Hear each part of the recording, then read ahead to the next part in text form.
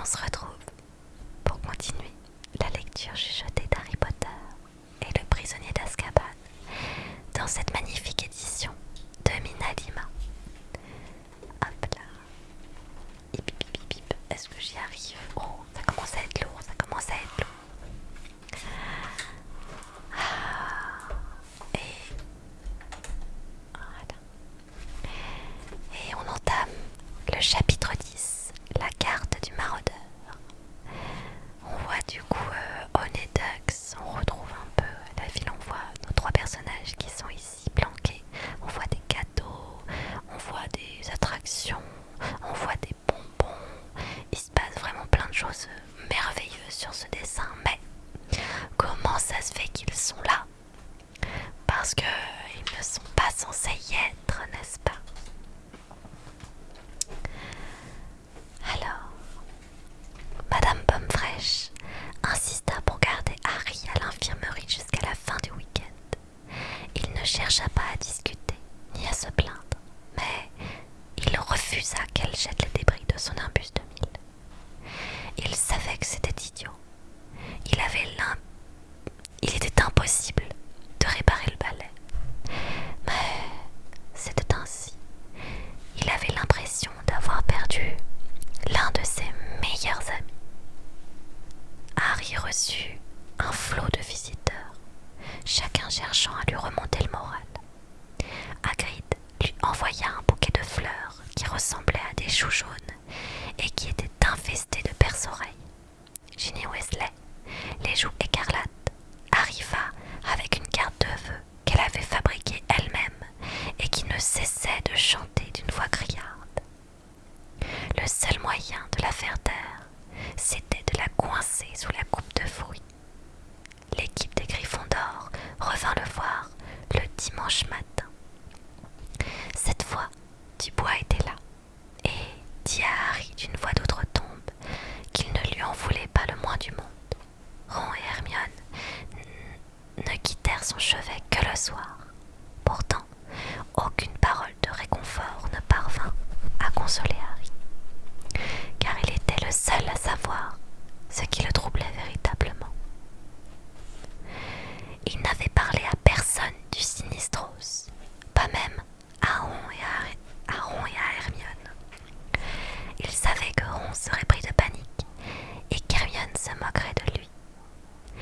Il n'en restait pas moins que le Sinistros lui était apparu 2 fois et que ces 2 apparitions avaient été suivies d'accidents qui avaient failli le tuer. La première fois, il avait manqué de passer sous la roue du Magicobus et la deuxième fois, il avait fait une chute de 15 mètres. Le Sinistros allait-il continuer de le narguer jusqu'à ce qu'il meure vraiment? Allait-il passer le reste de sa vie à regarder par-dessus son épaule avec la hantise de voir surgir la bête? Alors oui, c'est vrai, je ne l'ai pas précisé. Merci pour le follow. Je ne l'ai pas précisé, mais en fait, je ne prononce pas certains noms de personnages correctement. Notamment, je dis Ron à la place de Ron, parce que j'ai découvert les livres quand j'étais petite. Les films n'existaient pas à cette époque. Et du coup, j'ai grandi en pensant que Ron se prononçait Ron, donc parce que en français, R-O-N, ça se prononce Ron, comme ronronner. Et c'est quand j'ai vu les films pour la première fois que ça m'a choqué de voir que c'était pas comme ça que ça se prononçait. Mais malheureusement, je n'arrive pas à faire autrement parce que ça s'est ancré dans mon esprit avec cette mauvaise prononciation. Donc, je suis vraiment désolée, c'est pas le seul prénom que j'écorche. D'ailleurs, je suis vraiment désolée pour ça, mais j'arrive vraiment pas à faire autrement. Et puis, il y avait les détraqueurs.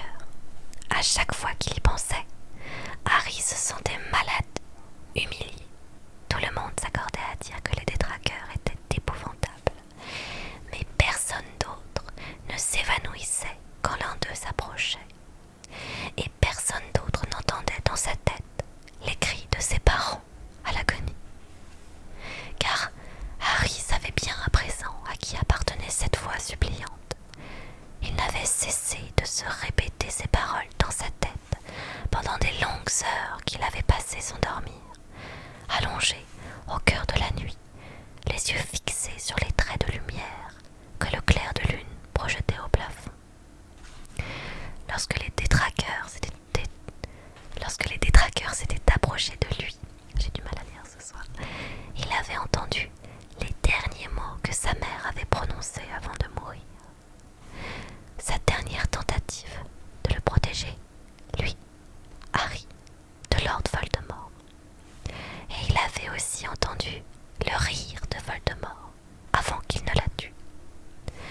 ces longues heures, Harry somnolait parfois, plongeant dans des rêves peuplés de mains putréfiées et de silhouettes implorantes, immobiles comme des statues. Puis, il se réveillait en sursaut au son des cris de sa mère. Le lundi matin, ce fut un soulagement pour lui de retrouver l'agitation et le bruit de l'école qui l'obligeait à penser à autre chose, même s'il devait subir les railleries de Draco Malfoy. La défaite de Gryffondor avait rendu Malfoy fou de bonheur. Il avait fini par enlever ses bandages et profiter de l'usage retrouvé de ses deux bras pour imiter Harry tombant de son balai. Malfoy consacra une bonne partie du cours de potions à mimer les détraqueurs. Au bout d'un moment, Ron n'y tint plus et lui jeta à la figure un gros cœur de crocodile bien gluant, ce qui amena Rogue à enlever 50 points à Gryffondor. Si jamais c'est encore Rogue qui nous fait les cours de défense contre les forces du mal, je me fais porter malade, dit Ron, tandis qu'il se rendait dans la classe de Lupin après le déjeuner. Regarde qui est à l'intérieur, Hermione. Hermione jeta un coup d'œil derrière la porte. Ça va, dit-elle. Le professeur Lupin était de retour. Il ne pouvait faire aucun doute qu'il avait été malade. Sa vieille robe de sorcier pendait sur ses épaules et il avait de grands cernes noirs sous les yeux. Il adressa cependant un sourire aux élèves qui s'installèrent et explosèrent aussitôt en récriminations contre Rogue en se plaignant de sa conduite pendant l'absence de Lupin.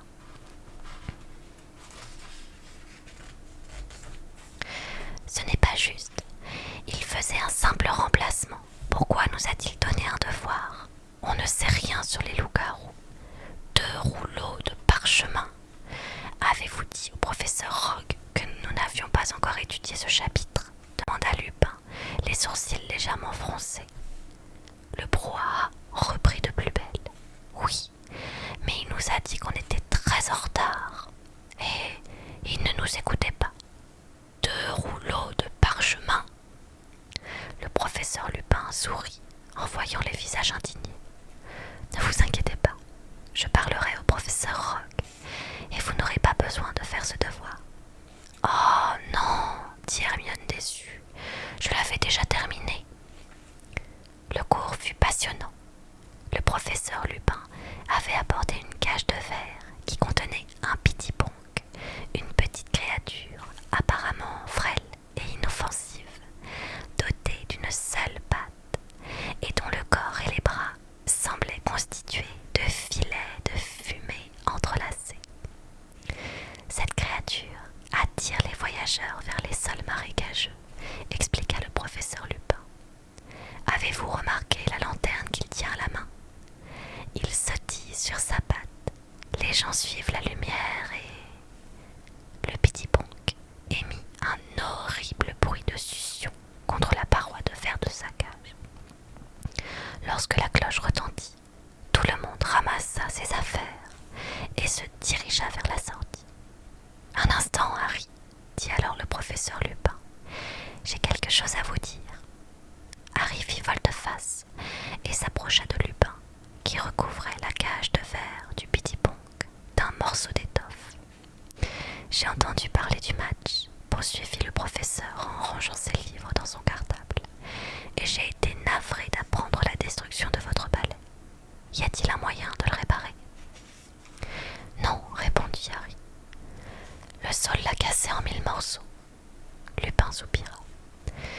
Ils ont planté ce saule-cogneur l'année de mon arrivée à Poudlard. À l'époque, le grand jeu consistait à essayer de s'en approcher suffisamment pour toucher le tronc. À la fin, un garçon du nom de Dave Goujon a failli perdre un œil et nous n'avions plus eu le droit de nous en approcher. Un balai n'avait aucune chance de s'en tirer indemne. On vous a aussi raconté ce qui s'est passé avec les détraqueurs? Demanda Harry. Il avait eu du mal à se décider à poser la question. Oui, répondit Lupin. Je crois bien qu'on n'avait jamais vu le professeur Dumbledore aussi en colère. Ils ont du mal à tenir en place. Ils sont furieux qu'on leur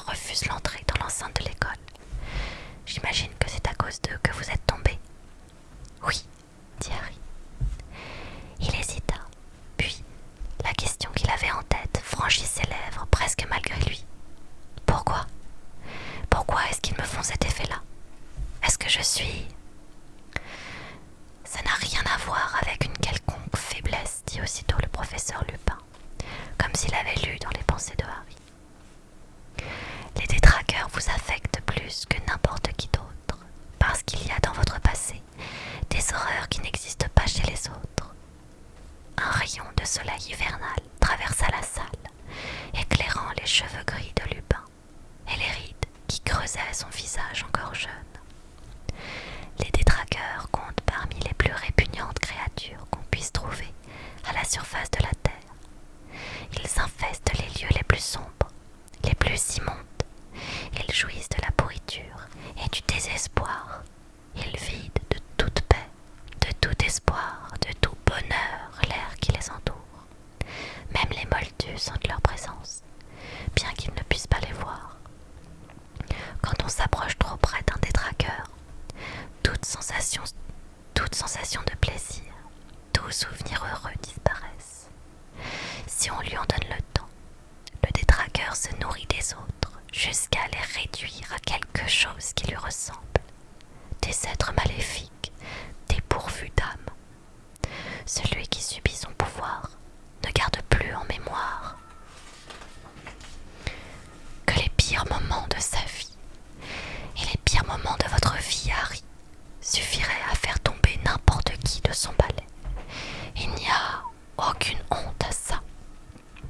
Quand ils sont près de moi, Harry s'interrompit, le regard fixé sur le bureau de Lupin. J'entends Voldemort qui tue ma mère, acheva-t-il, la gorge serrée. Lupin amorça un mouvement, comme pour prendre Harry par l'épaule. Puis, il se ravisa. Il y eut un moment de silence. Pourquoi sont-ils entrés pendant le match ? Demanda enfin Harry d'un ton amer. Il commence à avoir faim, dit Lupin, en fermant son cartable. Dumbledore refuse de les laisser pénétrer dans l'enceinte de l'école. Ils n'ont plus de proie humaine sous la main. Je pense qu'ils n'ont pas pu résister en voyant la foule rassemblée dans le stade. Toute cette excitation, ces émotions exacerbées, c'est l'idée qu'ils se font d'un festin. Azkaban doit être un endroit horrible, murmura Harry. La mine sombre, Lupin approuva d'un signe de tête. La forteresse est située sur un minuscule îlot au large des côtes. Mais il n'y a même pas besoin de murs ou d'eau pour garder les prisonniers. Ils sont enfermés dans leur propre tête, incapables d'avoir la moindre pensée agréable. La plupart d'entre eux deviennent fous en quelques semaines. Pourtant, Sirius Black a bien réussi à leur échapper, dit lentement Harry. Le cartable de Lupin glissa du bureau et tomba par terre. Il se baissa aussitôt pour le ramasser. Oui, dit-il en se relevant. Blake a dû trouver le moyen de les combattre. Je ne croyais pas que c'était possible. Normalement, les détraqueurs vident les sorciers de leur pouvoir lorsqu'on les laisse trop longtemps en leur présence. Mais vous, dans le train, vous avez réussi à faire partir ce détraqueur, dit soudain Harry. Il existe certains moyens de défense dont on peut se servir, répondit Lupin. Mais il n'y avait qu'un seul détraqueur dans ce compartiment. Plus ils sont nombreux, plus il est difficile de leur résister. Quels sont ces moyens de défense ? Demanda Harry. Vous pourriez me les apprendre ? Combattre les détraqueurs n'est pas ma spécialité, Harry. Bien au contraire. Mais s'ils reviennent pendant le prochain match, il faut bien que je me défende. Lupin le regarda dans les yeux. Le visage de Harry exprimait une détermination farouche. Lupin sembla hésiter. Bon, très bien, dit-il. Je vais essayer de vous aider, mais il faudra attendre le prochain trimestre. Il me reste beaucoup de choses à faire avant les vacances. J'ai choisi un très mauvais moment pour tomber malade. Harry retrouva très vite un excellent moral. Tout d'abord, la promesse du professeur Lupin de lui donner des leçons de défense contre les détraqueurs lui faisait espérer que jamais plus il n'entendrait les hurlements déchirants de sa mère au moment de sa mort. Ensuite, la victoire écrasante de l'équipe de Serdaigle règle sur celle de Poufsouffle à la fin du mois de novembre laissait au Gryffondor une chance de remporter la coupe. Dubois retrouva toute son énergie et fit travailler son équipe avec plus d'acharnement que jamais dans la pluie glacée qui continua de tomber au début du mois de décembre. Harry ne vit plus l'ombre d'un détraqueur. La fureur de Dumbledore les avait maintenus à leur poste, aux entrées de l'école. 2 semaines avant la fin du trimestre, une clarté d'un blanc d'opale dissipa l'obscurité du ciel, et un beau matin, le sol boueux se couvrit d'un givre étincelant. L'atmosphère qui régnait à l'intérieur du château annonçait Noël. Le professeur Flitwick, qui enseignait les sortilèges, avait déjà décoré sa classe de petites fées scintillantes, comme des chandelles, et les élèves parlaient d'un air ravi de leurs projets pour les vacances. Ron et Hermione avaient décidé de rester à Poudlard. Ron prétendait que c'était parce qu'il ne supportait pas de passer 2 semaines en compagnie de Percy, et Hermione affirmait qu'elle devait absolument aller à la bibliothèque pendant cette période. Mais Harry savait qu'en réalité, c'était parce qu'il ne voulait pas le laisser seul, et il leur en était extrêmement reconnaissant. À la grande joie de tout le monde, sauf de Harry, une deuxième visite à Préolard était prévue pour le dernier week-end du trimestre. « On va pouvoir acheter tous nos cadeaux de Noël là-bas, » dit Hermione. « Mes parents seront enchantés que je leur envoie des fils dentaires à la menthe de chez Honeyducks. » Les parents d'Hermione étaient dentistes. Résignés à être le seul élève de 3e année qui ne participerait pas à cette sortie, Harry emprunta à Dubois un exemplaire de « Quel ballet choisir ?» et décida de passer la journée à se renseigner sur les différents modèles disponibles. Lors des séances d'entraînement, il s'était servi d'un des balais de l'école, une vieille étoile filante qui manquait de puissance et de stabilité.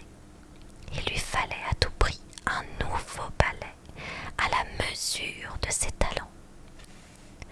Le samedi matin, jour de la sortie à Préolard, Harry dit au revoir à Ron et à Hermione, emmitouflés dans leurs capes et leurs écharpes, et retourna dans la tour de Gryffondor.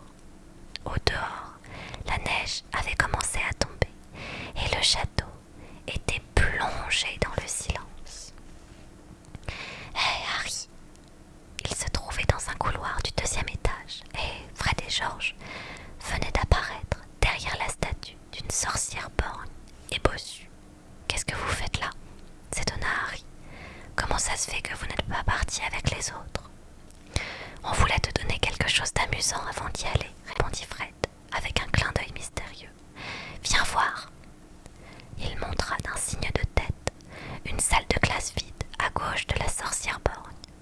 Harry suivit Fred et George à l'intérieur. George referma la porte sans bruit, puis se tourna vers Harry avec un sourire rayonnant.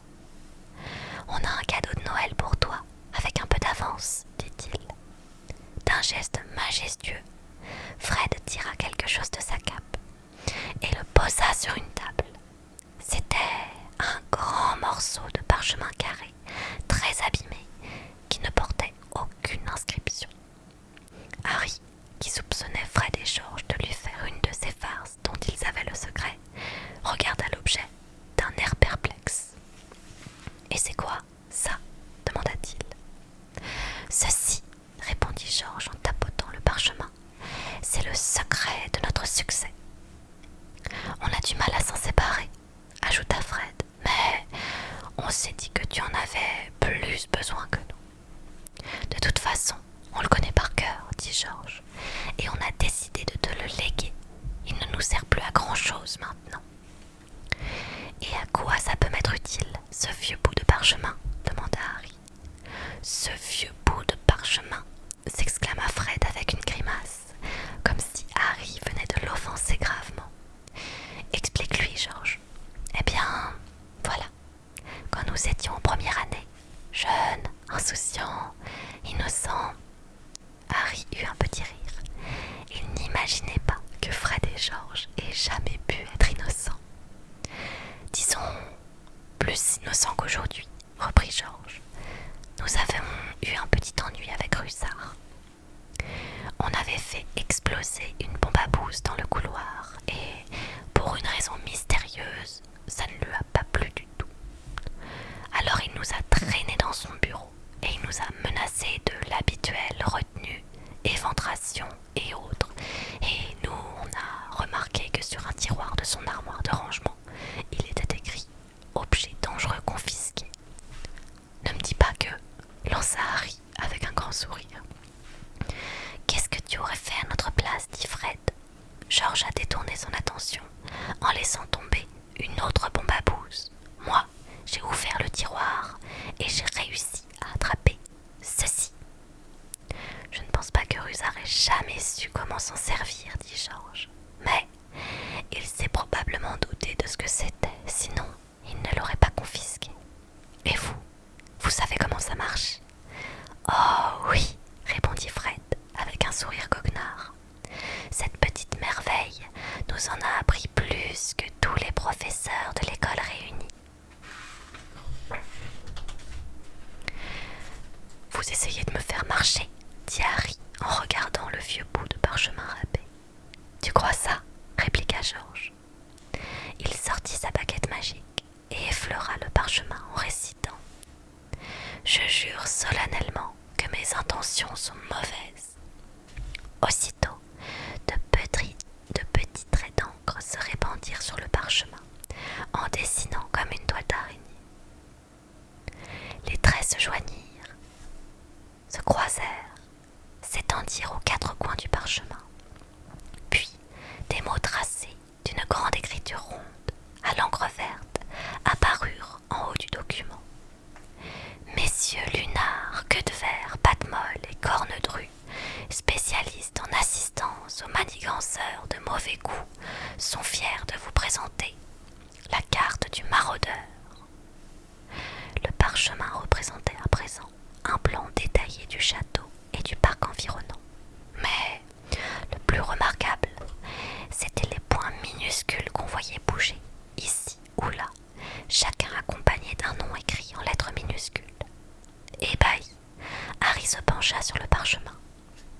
Un petit point situé dans le coin supérieur gauche indiquait que le professeur Dumbledore faisait les 100 pas dans son bureau.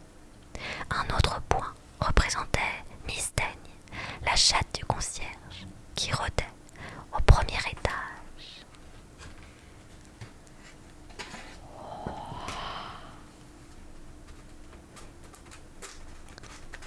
Albus Dumbledore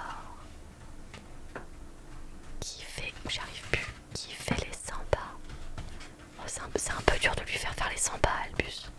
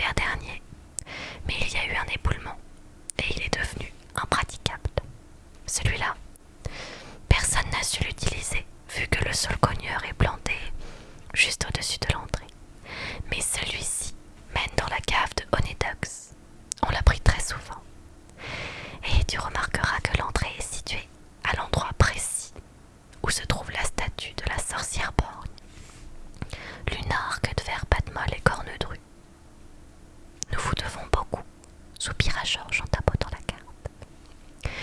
C'étaient des hommes pleins de noblesse qui ont travaillé sans compter pour aider à une nouvelle génération à violer les règlements, dit Fred d'un ton solennel. Exact, approuva George. N'oublie pas d'effacer la carte après chaque usage, sinon tout le monde pourra la lire, avertit Fred. Il suffit de lui donner un coup de baguette magique en prononçant la formule « mais fait accompli » et le parchemin redeviendra vierge. À tout à l'heure chez Honedux. Fred et George quittèrent alors la salle avec un sourire satisfait. Harry resta seul à contempler la carte miraculeuse. Il regarda une minuscule mystaigne tourner à gauche et renifler quelque chose sur le sol. Si véritablement Rusard ne connaissait pas ce passage, Harry pourrait sortir de l'enceinte de l'école sans passer devant les détraqueurs. Mais une phrase prononcée un jour par M. Weasley lui revint soudain en mémoire. Ne te fie jamais à quelque chose capable d'agir et de penser tout seul si tu ne vois pas où se trouve son cerveau. La carte qu'il avait sous les yeux était précisément l'un de ces objets magiques dangereux contre lesquels M. Weasley avait prononcé cette mise en garde. Assistance aux manigances de mauvais goût. Mais Harry se dit qu'après tout, il pouvait utiliser cette carte simplement pour aller à Préolard, pas pour voler quelque chose ou tuer quelqu'un. D'ailleurs, Fred et George s'en étaient servis pendant des années sans qu'il leur arrive rien de fâcheux.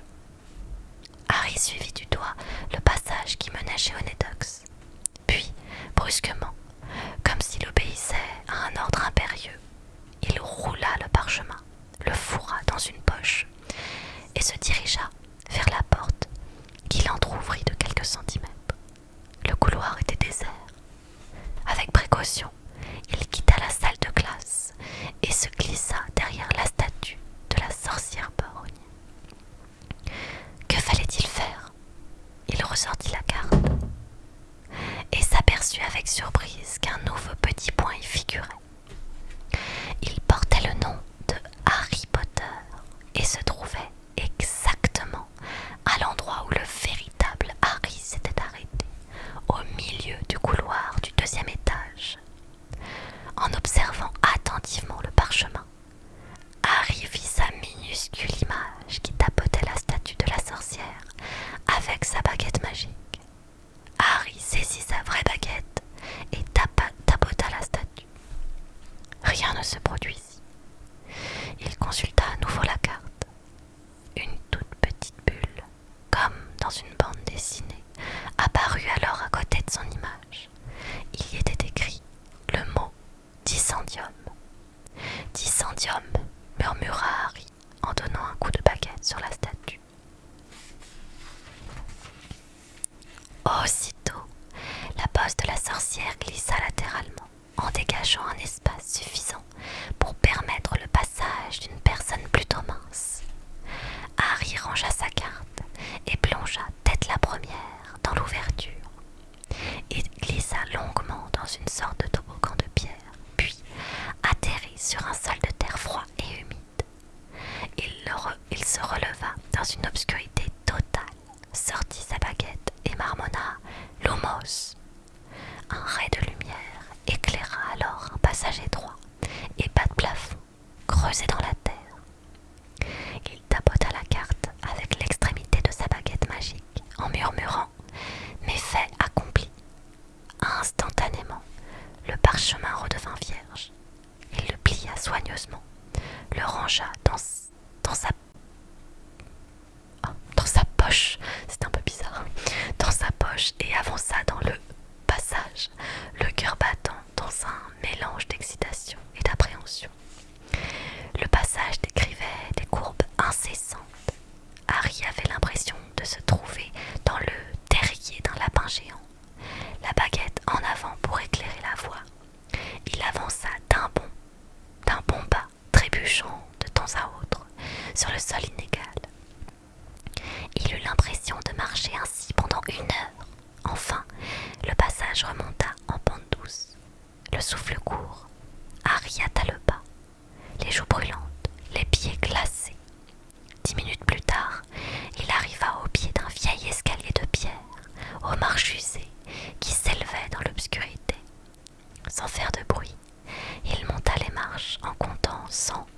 de sang, puis cessa de compter, les yeux fixés sur ses pieds. Soudain, sa tête heurta quelque chose de dur. Apparemment, il s'agissait d'une trappe. Harry resta un instant immobile, à se masser la tête, l'oreille aux aguets. Tout était silencieux au-dessus de lui. Il poussa alors la trappe et jeta un coup d'œil. Il se trouvait dans une cave remplie de caisses et de cajots. Harry se hissa à travers l'ouverture et referma la trappe. Elle se fondait si parfaitement dans la poussière du sol qu'il était impossible de la remarquer. Il s'avança sans bruit vers l'escalier de bois qui menait au rez-de-chaussée. À présent, il entendait des voix. Une clochette retentit et une porte s'ouvrit puis se referma. Un instant plus tard, une autre porte, beaucoup plus proche, s'ouvrit à son tour. Quelqu'un s'apprêtait à descendre à la cave. « Et rapporte-moi aussi une autre boîte de gomme de limace, chérie, » dit une voix de femme. « Il n'y en a presque plus. » Des pas descendirent des marches. Harry se précipita derrière une énorme caisse et attendit. Quelqu'un déplaçait des boîtes en carton contre le mur d'en face. C'était le moment ou jamais. Rapide et silencieux, Harry sortit de sa cachette et monta l'escalier. En jetant un regard derrière lui, il vit le dos d'un homme massif qui avait plongé sa tête chauve et luisante au fond d'une grande caisse. En haut des marches, Harry entr'ouvrit une porte et se glissa par l'entrebâillement. Il se retrouva alors derrière le comptoir de Honeducks. Courbé en deux, il parvint à passer de l'autre côté sans être vu et se redressa comme si de rien n'était. Il y avait tant d'élèves de Poudlard dans la boutique que personne ne fit attention à lui. Il se faufila parmi la foule et étouffa un rire en imaginant la tête que ferait Dudley s'il pouvait voir où Harry se trouvait en cet instant. D'innombrables étagères débordaient des plus succulentes friandises qu'on puisse imaginer. Des nougats moelleux, des cubes de glace à la noix de coco, des caramels dorés, des centaines de chocolats différents disposés en rangées bien nettes. Il y avait aussi un grand tonneau rempli de dragées surprises de Bertie Crochu et un autre qui contenait des Fizz Whizbees, les fameux sorbets qui permettent de s'élever au-dessus du sol et dont on lui avait déjà parlé.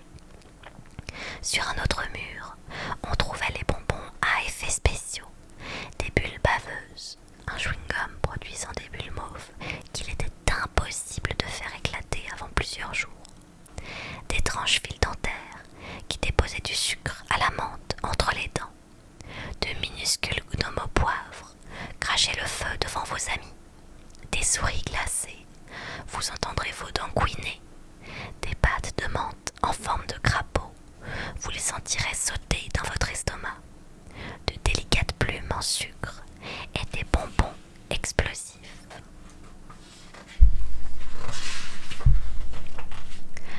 Harry se mêla à un groupe d'élèves de 6e année et s'approcha d'une pancarte qui indiquait « Goût bizarre ». Juste au-dessous, Ron et Hermione s'intéressaient à un panier rempli de sucettes parfumées au sang. Harry se glissa derrière eux. « Oh non, Burke, Harry n'aimera pas ça du tout. Ce sont des sucettes pour vampires, disait Hermione. Et ça, demanda Ron en mettant un bocal de nid de cafard sous le nez d'Hermione. Oh non, sûrement pas, dit Harry. Ron faillit lâcher le bocal. Harry, s'exclama Hermione d'une petite voix aiguë. Qu'est-ce que tu fais là? Comment as-tu? Eh ben dis donc, s'écria Ron d'un ton admiratif. Tu as appris à transplaner? Bien sûr que non, répondit Harry. Il baissa la voix pour que les autres ne puissent pas entendre et leur raconta toute l'histoire de la carte du maraudeur. Comment ça se fait que Fred et George ne me l'aient jamais donnée à moi? Dit Ron scandalisé. Je suis leur frère. Mais Harry ne va sûrement pas la garder, assura Hermione, comme si l'idée lui paraissait ridicule. Il va la donner au professeur McGonagall, n'est-ce pas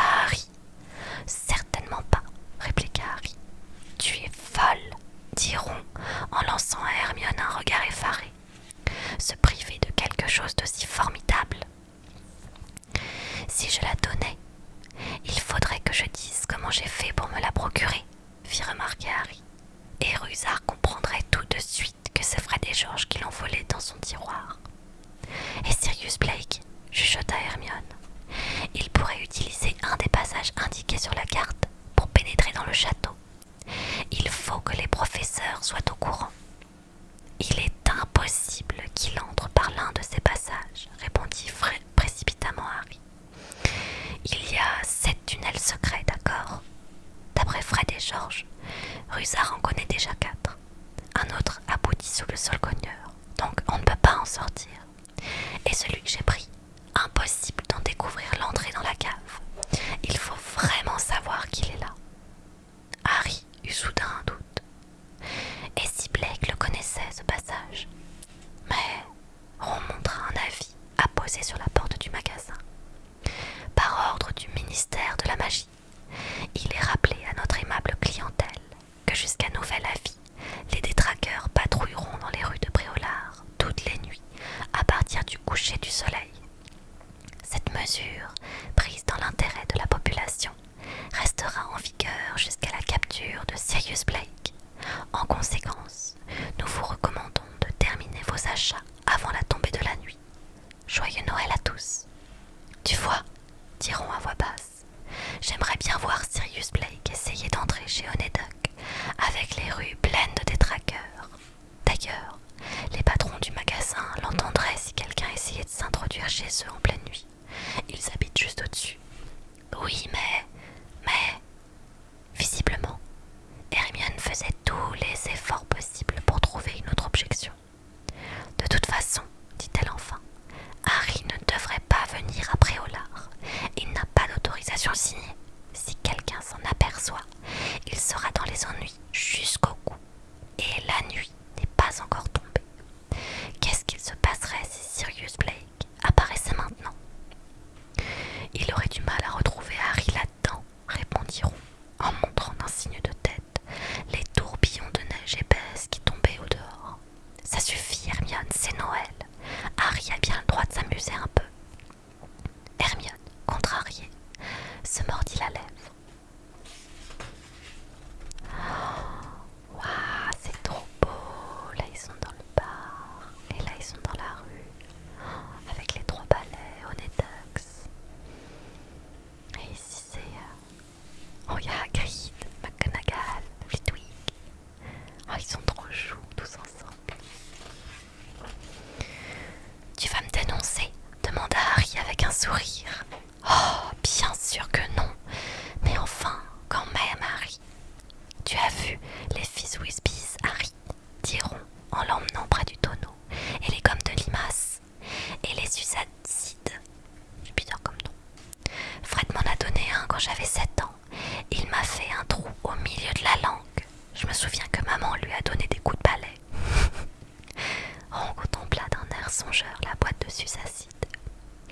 Tu crois que Fred mangerait quelques nids de cafard si je lui disais que ce sont des cacahuètes?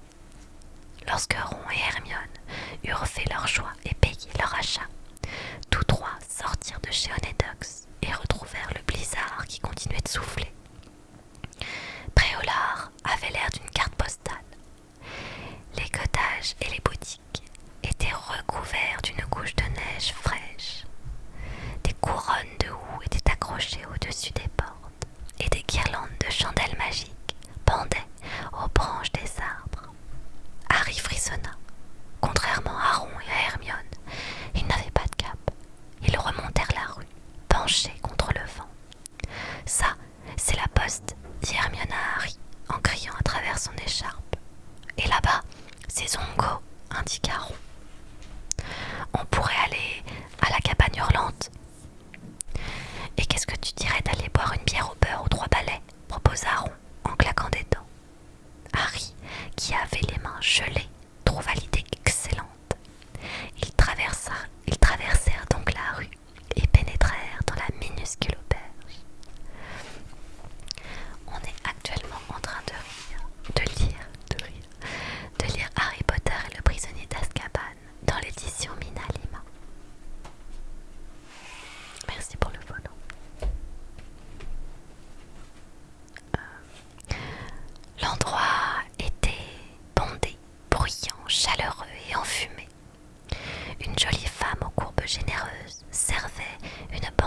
sorcier braillard accoudé au bar. C'est Madame Rosmerta, dit Ron. Je vais chercher l'échoppe, d'accord, ajouta-t-il en rougissant un peu. Harry et Hermione s'avancèrent vers le fond de la salle, où ils trouvèrent une petite table libre, entre une fenêtre et le splendide sapin de Noël dressé près de la cheminée. Ron revint 5 minutes plus tard avec 3 chopes de bière au beurre chaude. « Joyeux Noël !» dit-il en levant sa chope. Harry but une longue gorgée. C'était la chose la plus délicieuse qu'il eût jamais goûtée, et il sentait tout son corps se réchauffer de l'intérieur. Un bref coup de vent lui ébouriffa les cheveux. La porte des 3 balais venait de s'ouvrir.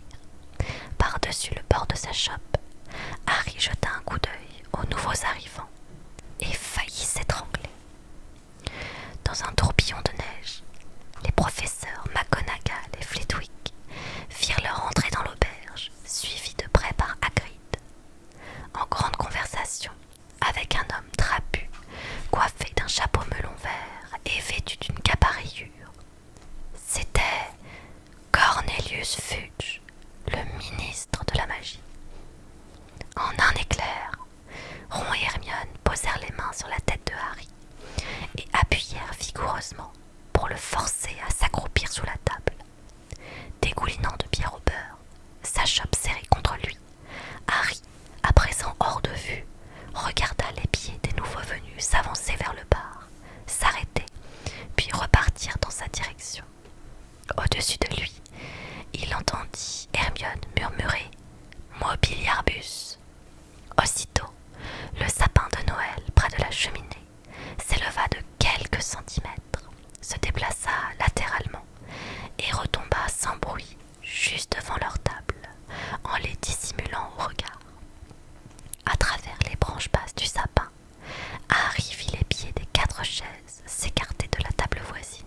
Puis, il entendit le ministre et les 3 professeurs s'asseoir avec des grognements de satisfaction.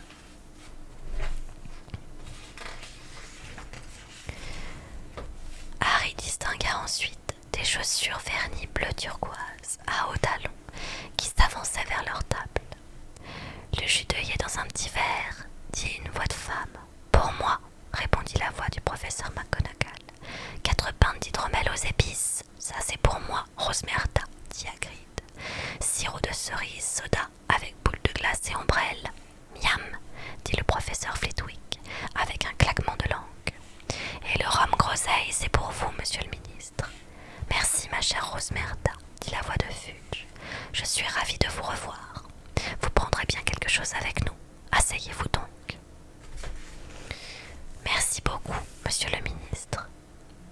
Harry regarda les talons hauts s'éloigner puis revenir. Il sentait son cœur battre douloureusement dans sa poitrine.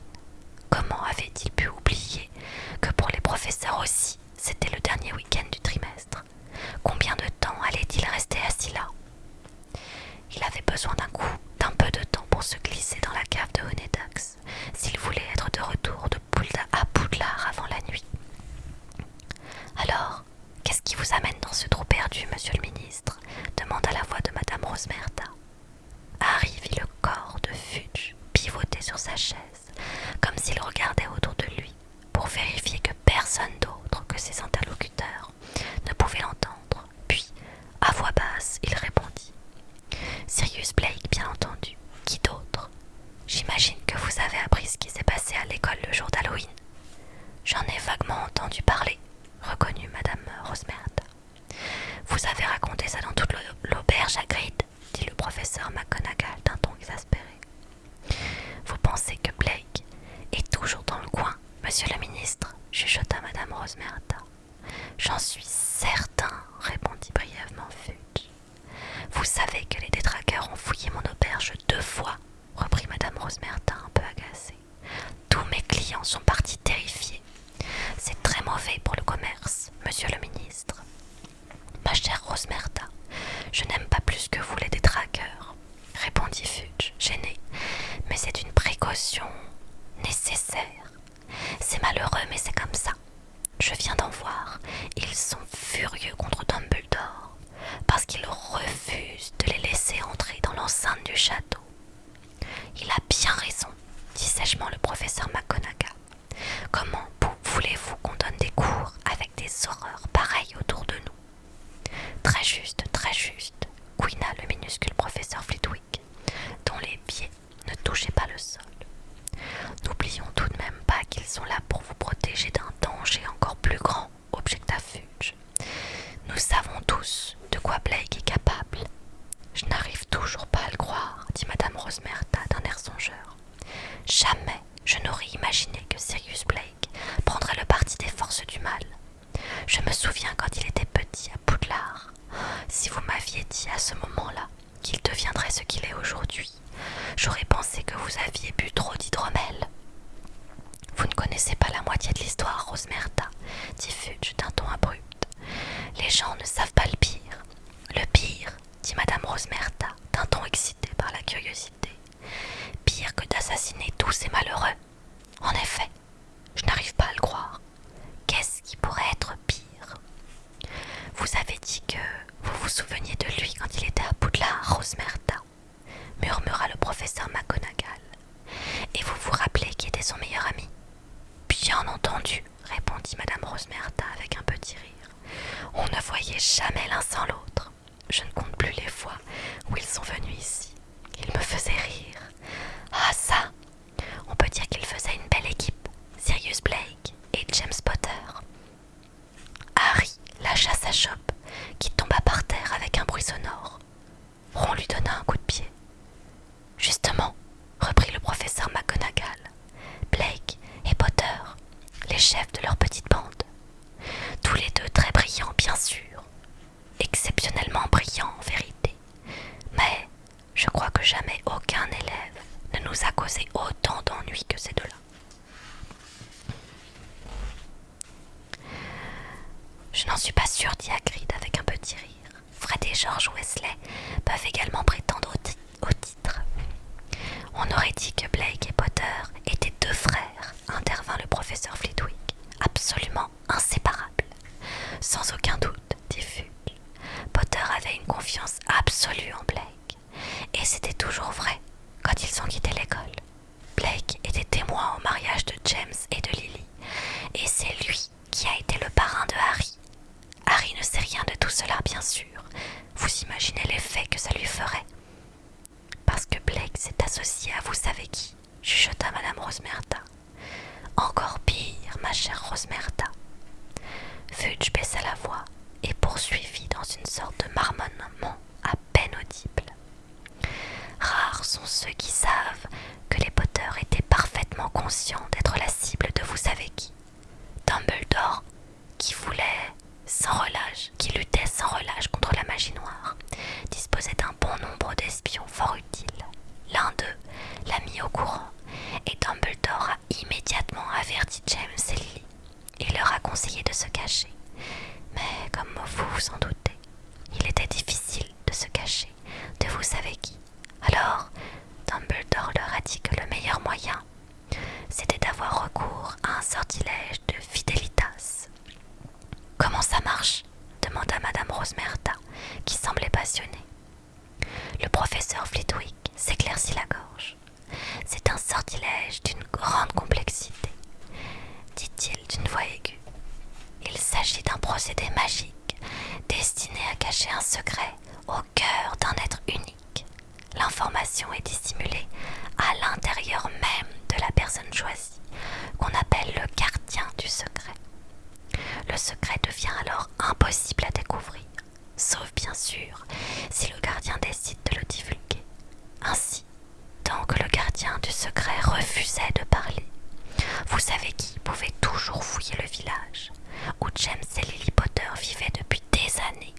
Il lui était impossible de les retrouver, même s'il avait collé le nez contre la fenêtre de leur salon. Alors, Blake est devenu le gardien du secret des Potter, murmura Rosmerta. Bien entendu, répondit le professeur McGonagall. James Potter a affirmé à Dumbledore que Blake aurait préféré mourir plutôt que de révéler où il se trouvait, et que Blake avait lui-même l'intention de se cacher.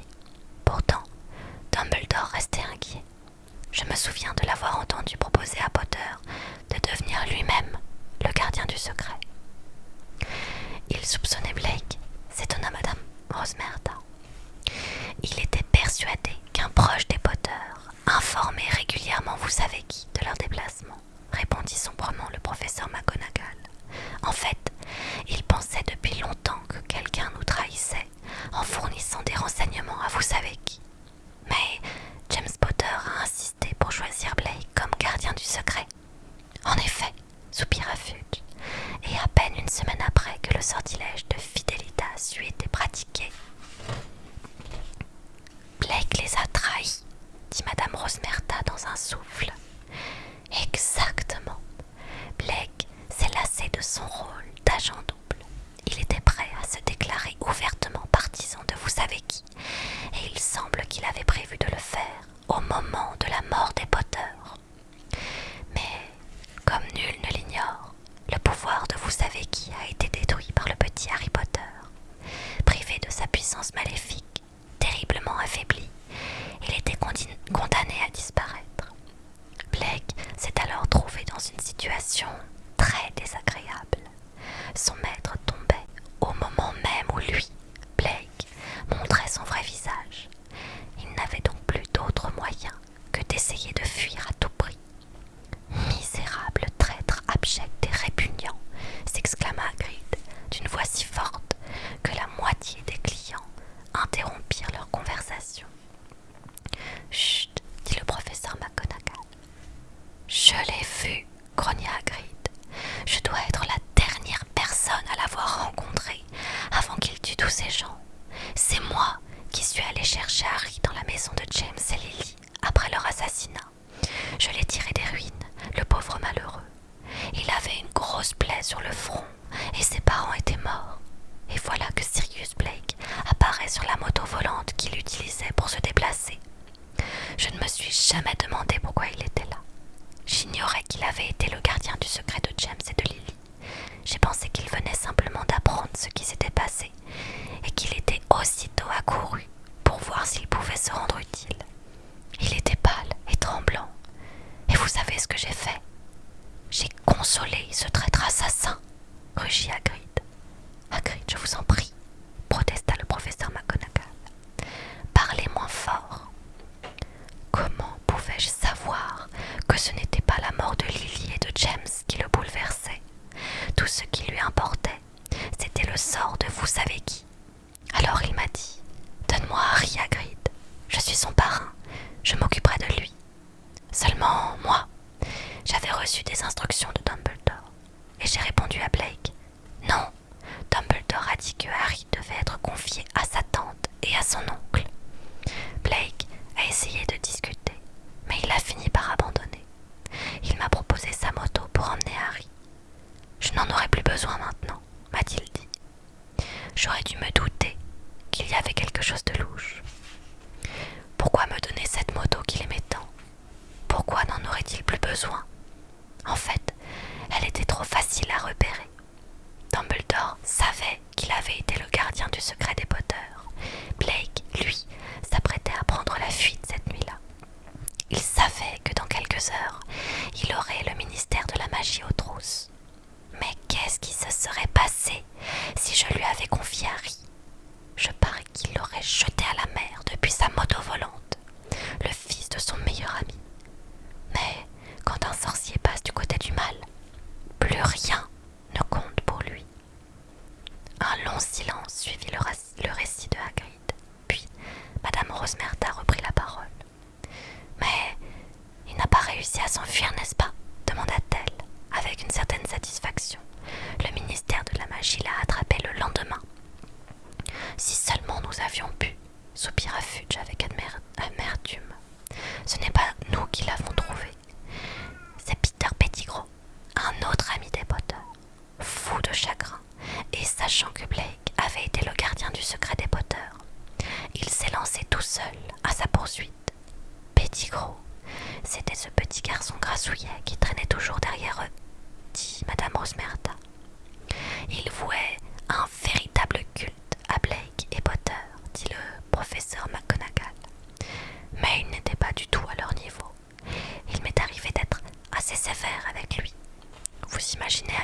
je le regrette aujourd'hui.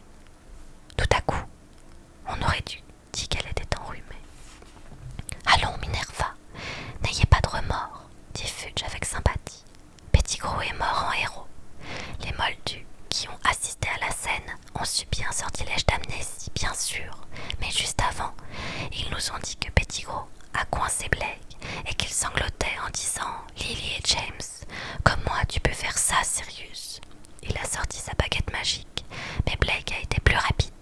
Il a réduit Pettigrew en miettes.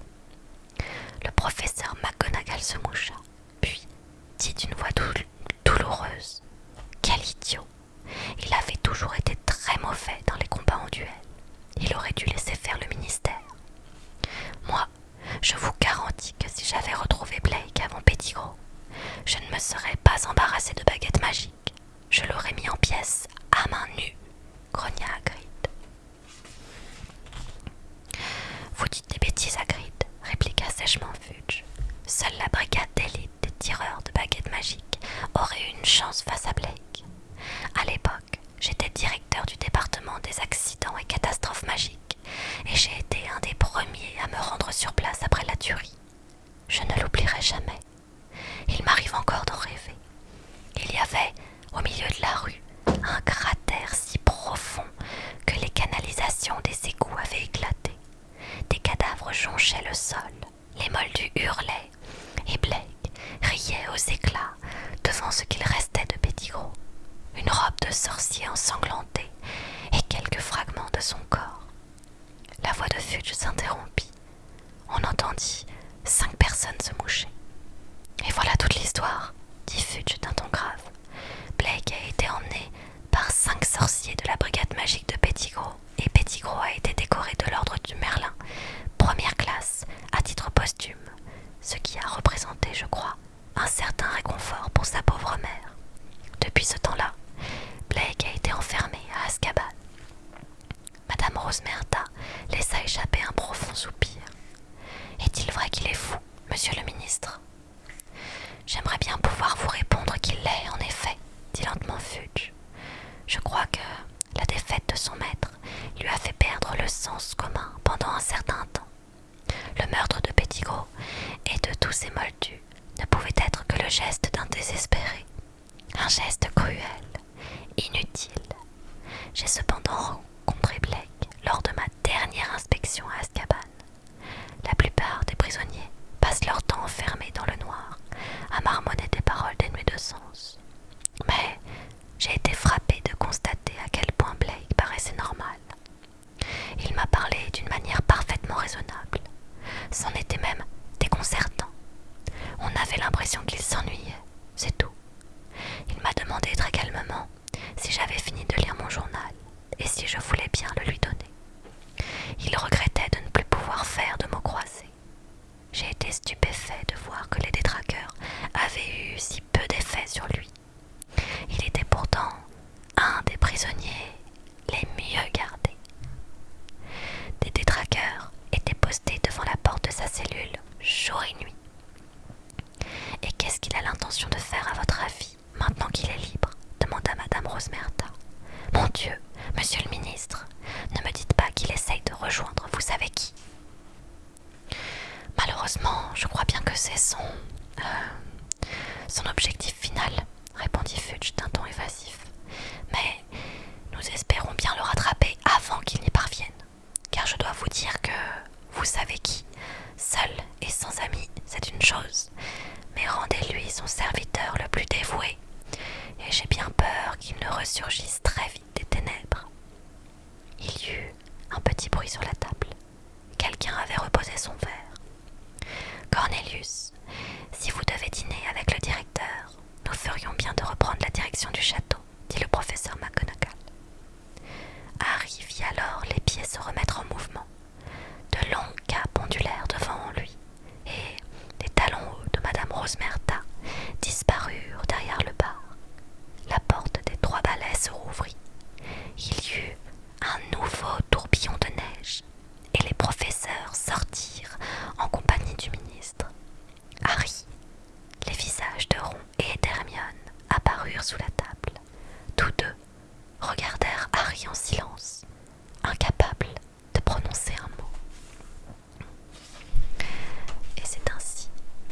s'achève le chapitre